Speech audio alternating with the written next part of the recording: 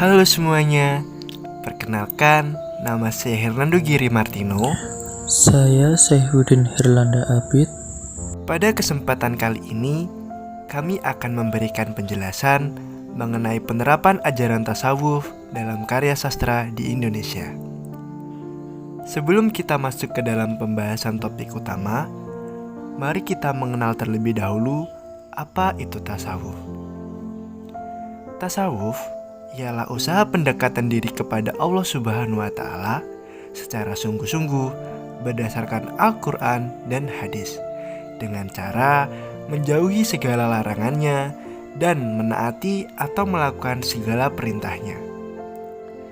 Kemudian, sufi merupakan seseorang yang mendalami ilmu tasawuf. Nah, itu tadi pengertian dari tasawuf. Sekarang, kita akan mengenal lebih dekat dengan aliran yang ada dalam tasawuf.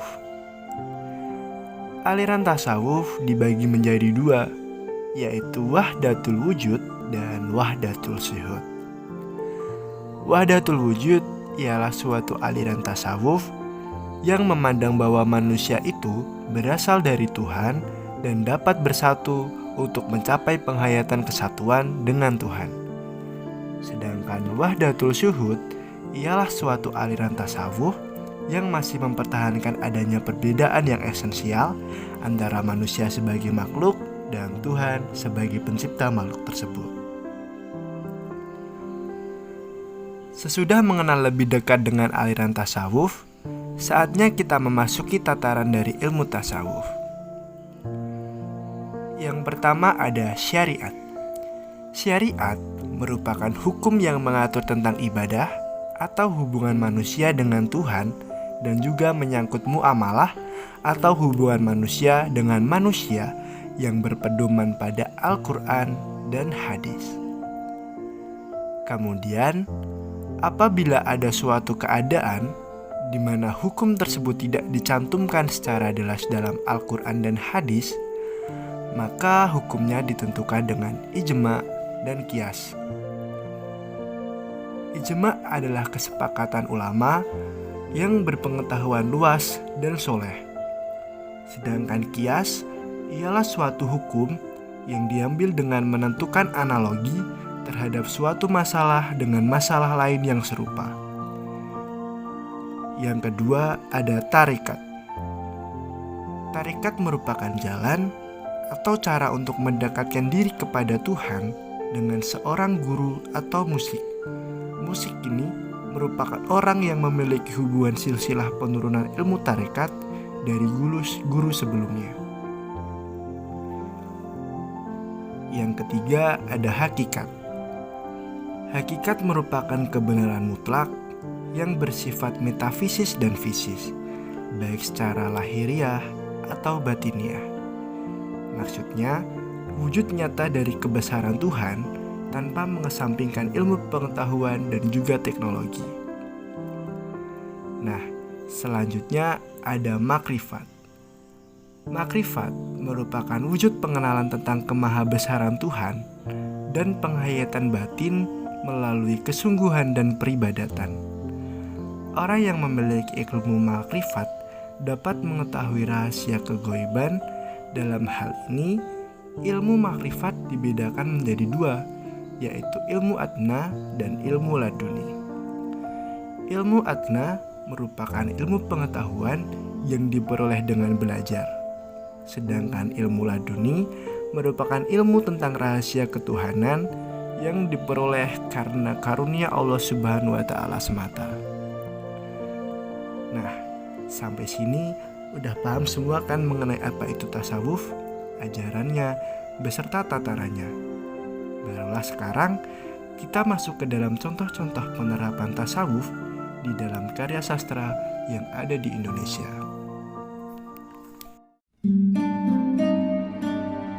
Ikhlas Aisyah, itu yang sekarang sedang berusaha aku jalani. Tapi untuk itu aku butuh kamu. Ada banyak tokoh perempuan hebat dalam perkembangan sejarah Islam. Khadijah contohnya, istri Rasulullah bukan saja yang pertama kali menerima agama Islam. Maafkan saya Profesor Fahri, saya sudah lancang memotong penjelasan Anda. Tidak masalah. Penjelasan Anda bagus. Nah, pasti semua tidak asing lagi dengan cuplikan film tadi. Yap, bener banget. Yaitu cuplikan dari film Ayat-Ayat Cinta. Novel Ayat-Ayat Cinta, karya dari Habibur Rahman Al-Shirazi, yang kemudian dijadikan film.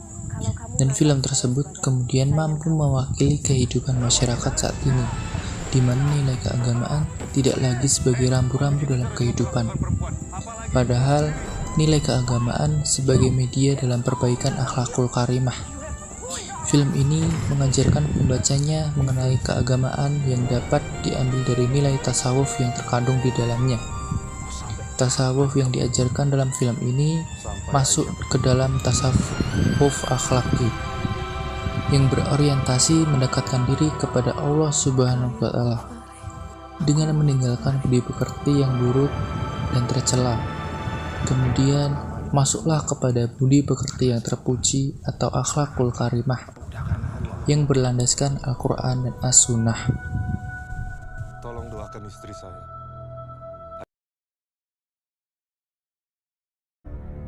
Mamartika kang kawah adi-ari getih peser kadangku kapat kalimo pancer ewang-ewangan aku jabang bayine temon sakit. Mengingat kondisi yang sedang memprihatinkan sekarang, apa tidak lebih baik jika upacara nyadran itu disederhanakan? Uang itu kan akan lebih bermanfaat jika diberikan kepada fakir miskin. Kita harus melindungi kewibawaan masjid besar.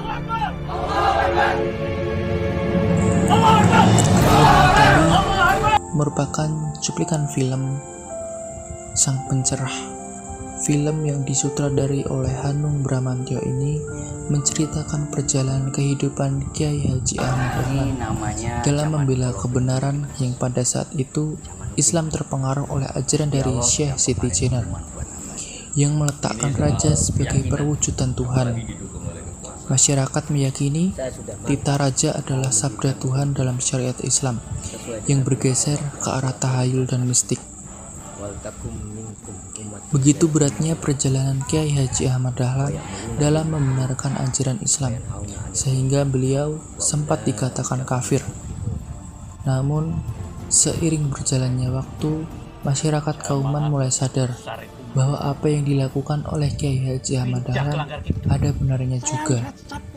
Setelah masuknya pemikiran Ahmad Dahlan, kegiatan menyembah melalui ritual mulai ditinggalkan, dan Ahmad Dahlan berhasil mendirikan perkumpulan yang bernama Muhammadiyah dengan tujuan pengikut Nabi Muhammad SAW. Nilai-nilai pendidikan dalam film Sang Pencerah ini dibagi menjadi 3, yaitu nilai pendidikan akidah, nilai pendidikan ibadah, dan nilai pendidikan akhlak. Nilai pendidikan akidah yang ada dalam film Sang Pencerah yaitu larangan berbuat syirik atau menyekutukan Allah Subhanahu wa Ta'ala. Sedangkan nilai pendidikan ibadah yang terdapat dalam film Sang Pencerah yaitu mendirikan sholat tepat waktu, mengikuti pengajian, menunaikan ibadah haji, dan menikah. Nah, yang terakhir adalah nilai pendidikan akhlak. Nilai pendidikan akhlak dalam film Sang Pencerah yaitu saling tolong-menolong, sedekah, saling menghargai, dan berlaku sopan dalam perkataan maupun perbuatan. Selain film-film tadi, ada juga contoh lainnya, yaitu puisi. Puisi doa karya Amir Hamzah mengandung ajaran tasawuf dalam setiap baitnya yang digambarkan melalui sebuah ungkapan hati. Bait pertama menjelaskan tentang waktu di pertemuan antara manusia, sebagaimana makhluknya dan Allah sebagai penciptanya. Hal tersebut tercermin ketika kita waktu sholat, sampai-sampai waktu tersebut dianggap berharga dan tidak mau dilewatkan. Kemudian pada bait kedua menggambarkan proses pembacaan ayat suci Al-Quran yang seakan-akan diibaratkan sebagai penerang hidup dari gelapnya dunia. Kemudian pada bait ketiga menggambarkan sebuah pengharapan diberikannya ilham. Isi yang terkandung dalam Al-Quran maupun permohonan doa dengan melakukan permohonan doa dan dibacakan Al-Quran Seseorang tersebut menginginkan agar doanya dapat terkabulkan, sehingga dirinya merasa senang atau bahagia. Dan yang terakhir ini ada puisi dari Asep Zamzam Nur yang berjudul Sembahyang Malam. Dalam larik-larik puisi ini menggambarkan cinta seorang hamba kepada Tuhannya dengan cara mendekatkan diri kepada Tuhan. Cinta Tuhan kepada hambanya itu ada tanda-tandanya. Di antaranya ada keinginan berjumpa dengan yang dicintainya, memberi ujian dengan berbagai jenis cobaan, bersedia meninggalkan semua yang disukainya jika bertentangan dengan perintahnya, suka bermuntajat, menyesali jika berbuat salah, kasih dan sayang terhadap sesama hamba. Ada rasa takut, selalu merasa bergembira, rela dan menerima dengan senang hati terdapat segala sesuatu yang datangnya dari Tuhan, serta menjunjung kebajikan dan akhlak mulia.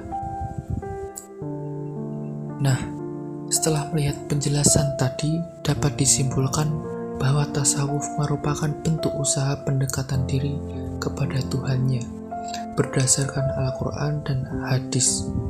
Ajaran tasawuf ini tidak semata-mata diajarkan melalui media dakwah. Banyak para sastrawan masukkan ajaran tasawuf dalam karya sastra mereka dengan tujuan mempengaruhi pembaca untuk memperdalam lagi ilmu tasawufnya.